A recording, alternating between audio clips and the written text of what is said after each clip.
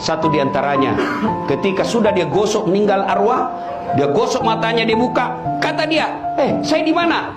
Kau sudah meninggal, dah saat. Saya sudah mati. Iya. Ya Allah, hidupkan saya kembali ke dunia, sekejap saja, kira-kira 1 menit lah kalau boleh. Ya Allah, kembalikan saya ke dunia. Untuk apa? Sholat bukan, puasa bukan, haji bukan. Saya hanya ingin berkata, ya Allah, semua hartaku aku sedekahkan fisabilillah. Kenapa bukan minta sholat? Karena sholat hanya bisa dapat pahalanya ketika kita masih sholat. Haji hanya bisa kita dapat ketika kita haji. Puasa hanya kita dapat ketika kita puasa. Tapi sedekah, meskipun sudah tulang belulang hancur, kita tetap mengalir. Itulah yang disebut sedekah jariah. Keliru Bapak Ibu yang Allah kasih rezeki, Bapak tidak bersedekah. Keliru. Dan alhamdulillah, makin bersedekah, Allah makin ganti. Maka almarhum almarhumah, insya Allah lapang kuburnya karena ada sedekah beliau. Yang ketiga, yang akan menolong kita di alam kubur adalah ilmu yang bermanfaat. Almarhum almarhumah, beliau suami istri, tokoh pendidikan. Itulah ilmu yang bermanfaat. Ketika diajarkan ilmu hukum kepada mahasiswanya, diajarkan tentang keadilan, lalu anak mahasiswanya menjadi pengacara yang membela dan menegakkan keadilan, selama itu juga amal-amal akan mengalir. Maka karena itu, ibu bapak kalau dapat konten-konten dakwah, jangan berhenti di grup, jangan berhenti di HP bapak, sebarkan. Bapak punya 10 grup WhatsApp, satu grup 100 orang, kirim, 1000 orang yang terima.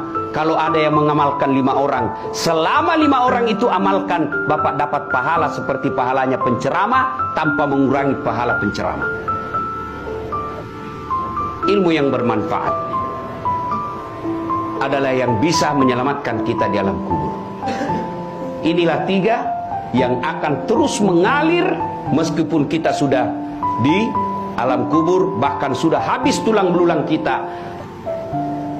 Anak yang soleh dan soleha, sedekah harta, kemudian ilmu yang bermanfaat.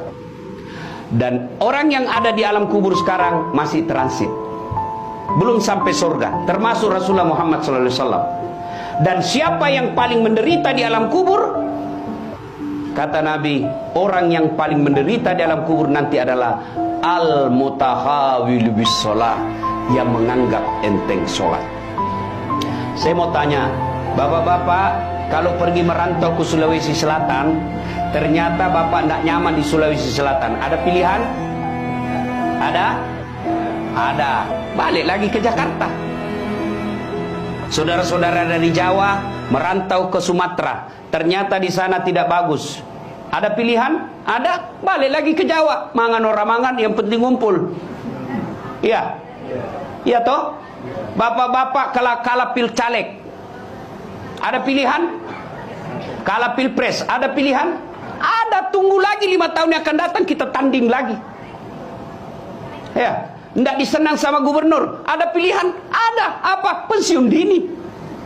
Selesai urusan, biar ada di situ kita lewat. Bukan lagi gubernurku. Iya kan? Ibu-ibu, suami cerewet, suami kasar, ada pilihan bu? Ada. Pulangkan saja aku pada ibuku atau ayahku. Selesai. Ya, bapak-bapak punya istri cerewet, ngamuk aja kerjanya, nggak tahu menghargai suami. Ada pilihan? Ada. 2 pilihan. 1 tambah jadi 2, 2 cerai. Ada pilihan pak. Maknanya bapak menderita di dunia masih ada pilihan. Dan tidak ada orang menderita di dunia dari bangun sampai tidur sampai bangun lagi menderita 24 jam. Tidak, pasti ada senyum-senyumnya. Tapi kalau bapak masuk kubur, ada pilihan? Ibu-ibu masuk kubur, ada pilihan? Nggak nyaman pertanyaannya, keluar dulu. Begitu bapak keluar, viral satu dunia pak. Ya. Dan siapa orang menderita di kubur? Al-mutahawil bis sholah, yang menganggap enteng sholat.